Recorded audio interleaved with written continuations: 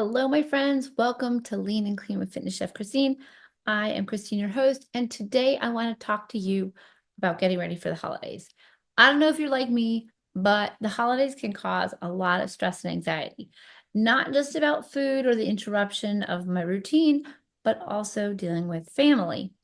Now, my family has significantly decreased because my parents have passed away, my husband's parents have passed away. He has a sibling that passed away. So it's shrunk who we have in our families, but my immediate family is expanding. I'm having a new granddaughter come in November. But all this means that I have to manage my overall health a little tighter. So while it's nice to have the holiday treats and all the family and all the fanfare, that extra stress can really get to us. That rise in cortisol can make us really gain some weight and feel gross. So my goal is to help you feel fantastic through the holidays. So in future episodes, I'll be sharing some great holiday recipes that can help keep you on track. Because if you know me, I love my treats.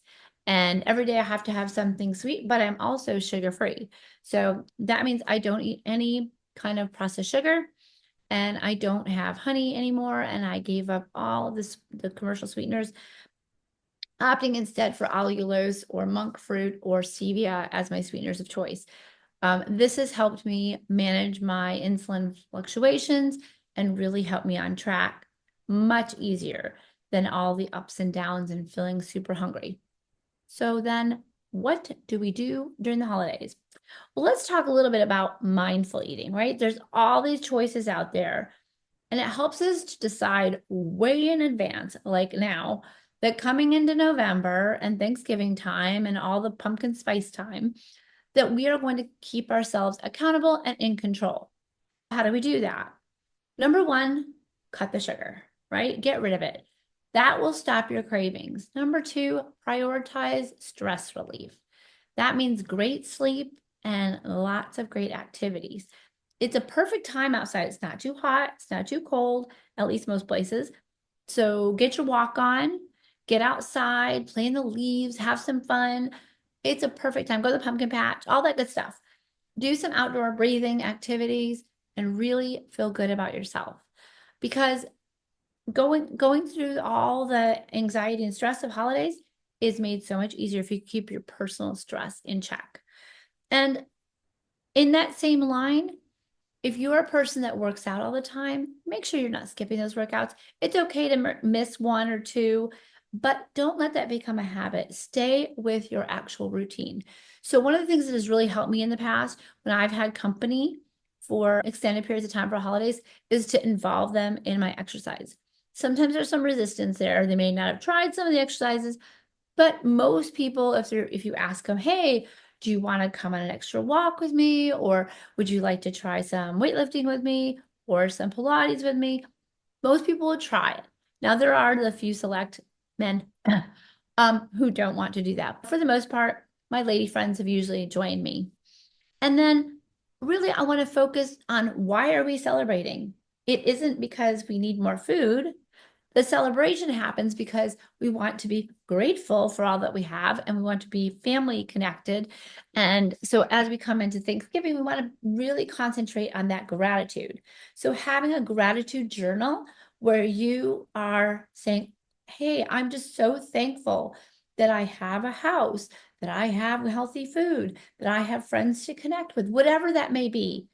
Maybe your gratitude list looks different than mine or somebody else's, but really concentrating on that gratitude will help us stay focused on not just the food.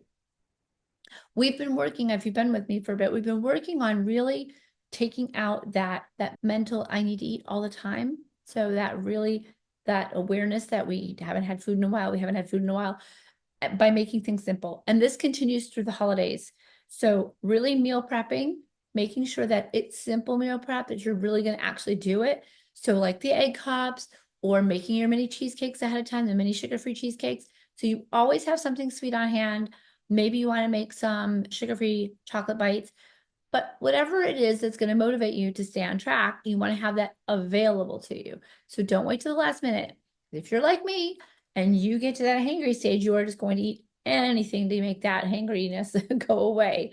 So being prepared is super, super helpful. As we mentioned, we want to keep that stress level down. And if we have a lot of meal prepping to do and we have a lot of people around us, delegation is the way to go. Really involve your family and your friends into meal prep. So I love to bake. I was a commercial baker and I love to do it now in my home. So I have an adult son who's super really good at art. And so one of our fun projects has been we get together and we do some bread art. I'll make the dough, form the loaf, park it in the refrigerator. When it's ready to rock and roll and put it in the oven, he will do all the bread art on it. And it's been really a really fun project. And also, I think you can see the picture back there is my little grandson. I have him come over and we make sugar-free cookies together and we just have the best time putting them together. So I will drop my sugar-free peanut butter recipe underneath here if I can remember, because it's just such a fun one to make with kids. It's only 3 ingredients. I'll just tell you about it now. You've got 1 cup of peanut butter and a half a cup of allulose and 1 egg. You can throw in some vanilla extract if you like it. You just beat it all together, making a thick, and I do no sugar peanut butter. Beat it all together until it's nice and thick, and then you just make little balls and you flatten the balls because they don't spread. You flatten the balls, bake them until they're just about done. So you can tell they don't look wet anymore. So 350, depending on the size of balls you bake, maybe 10 minutes. But check them and make sure you don't want to press your finger in there and you don't want it to be wet. So it's a great project to do with kids because, like I said, it only has 3 ingredients. I usually crack the egg in the bowl and have my grandson dump it in and mix everything. But sometimes he gets crazy and cracks the egg and all over my counter. Still fun. And let's talk a little bit about maybe you have a family member that's a little more stressful than the other people. How do you get past that? Number 1, make your life easy. If you know that they don't get along with other people, don't put them around other people. Have a separate time for them so that you don't make yourself crazy. There's always that one person in a family who's a little bit more challenging maybe to get along with. You don't need to make this hard for yourself. You have absolute permission to make your life easy. So find a way to spend some time with that person, as long as they're not a toxic person. Have some time alone with that person or with somebody else so you're not combining all the people together. I have had to sometimes have separate holidays. Like I'll do when my parents were alive, we would do one holiday with them and then one with my mother-in-law. Not that they didn't get along that well. It was just a lot easier to have 2 separate ones because our traditions were just so different. So it's okay to make a little extra effort and have some more combined. Also keeping in mind, this is a time of gratitude and it's not just about spending time with a whole group of people. So what I hope I'm giving you some structure as to what's to come. We're going to keep working on this topic as we get closer and closer to the holidays. I'm going to provide more and more recipes for you to keep marching along. But overall, I want you to really feel confident coming into the holidays. So if you've not already joined my free group on Facebook, I do daily things. So with things like we have daily affirmations and we have daily check-ins to make sure that we're just sticking with it. We are all there to clap for each other. We are all there to cheer each other on. In fact, that's one of the questions I ask when people ask to join is, are you here to cheer others on? Because let's face it, it's really hard to do this by yourself. It's really hard to stay, I don't believe there's motivation. I believe it's dedication. It's really hard to stay dedicated on your own. It's much easier to really get that support and that cheering on and that accountability to check in. That makes a world of difference.